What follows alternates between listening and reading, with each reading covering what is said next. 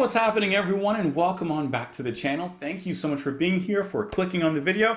Let's go ahead and listen to some Buffalo Springfield. I've never listened to the band, although I've heard of their name. But we're going to go ahead and listen to this track here, Expecting to Fly, off of their album Buffalo Springfield Again, which was released. Hold on, I don't have it here yet.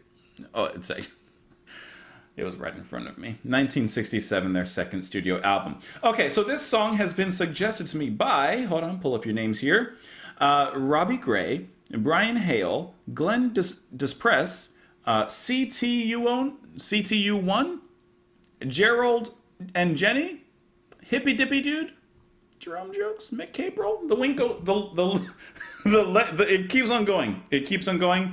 So yeah, let's go ahead and listen to the song. Like I said, I'm not familiar with Buffalo Springfield, even though, as you guys have said, and I do see, you have Stephen Stills, Neil Young in the band. So yeah, you have some artists that we have listened to before. Let's go ahead and listen to this track. We'll talk about it after. Here we go.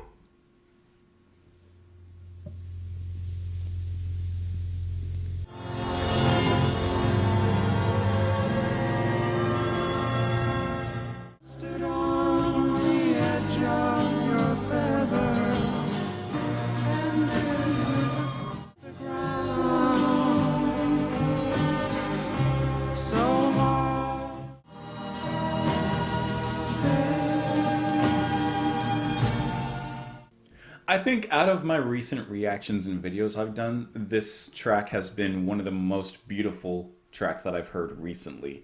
That was just overwhelmingly gorgeous. I love the opening. How it starts off like, I don't know, it sounds like shrill and awkward in a sense, like the symphony's coming in, but you don't quite know how. It's like they're not quite harmonized quite yet. But it kind of puts you off your pace for a second. And then it slowly harmonizes itself. All the stars, all the musical melodies and ideas begin to align. And then I think the blooming moment in that opening, when everything coalesces and comes together, is just this explosion of color. And I think that is sensational. It's a great way to start off the musical ideas that would eventually flow later on. The whole song has this really wonderful dreaminess to it.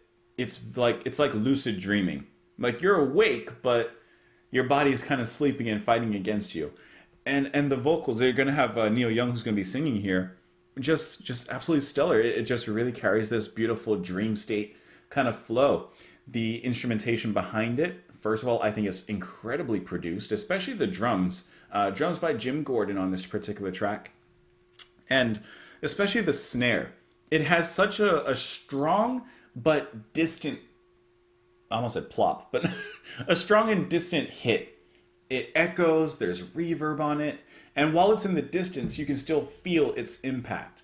The drumming, and I guess in some ways the music is sure, but the drumming reminded me of Ringo Starr and the way that he would drum in accompaniment with the Beatles music, with their more psychedelic, dreamy kind of ideas. I just think that that's incredibly well captured. I really enjoyed this a lot. And you can tell that it's sung with a lot of sincerity and a lot of meaning as well.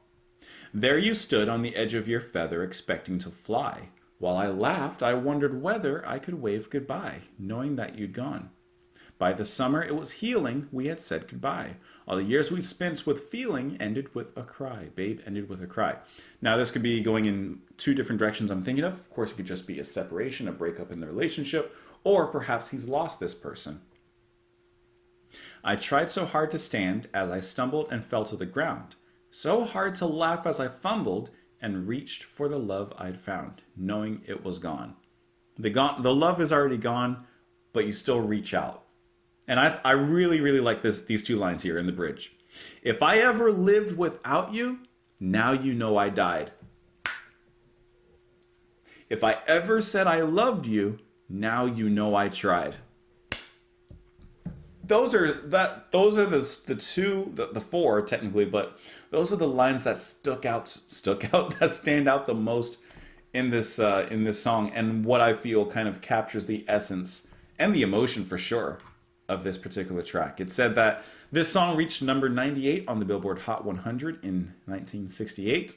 It says during one of the times that Young had left the band, he booked a studio to record the song with outside musicians under the impression that it would be for a Neil Young solo project rather than for Buffalo Springfield. Producer Jack Nitsha provided the orchestral arrangement featuring a string section plus an English horn. The song does not feature any members of Buffalo Springfield other than Young. Okay, so me not knowing a thing about Buffalo Springfield, not like I would know, I wouldn't know the difference anyway. Okay, there's your fun fact for the day. The personnel list that I'm looking at for this particular track, only Neil Young is involved from Buffalo Springfield. So anyways, probably best to recommend me a song with all the members so I know who they are. But for now, let me know what you guys thought of the track. You can let me know those thoughts in the comments below. Thank you for being here. Press the subscribe button and the like button if you haven't already. You can support what I do on Patreon if you want to help me out over there. But you don't have to. Just come back and enjoy the music and we'll have a great time. Thank you so much for being here again. And bye!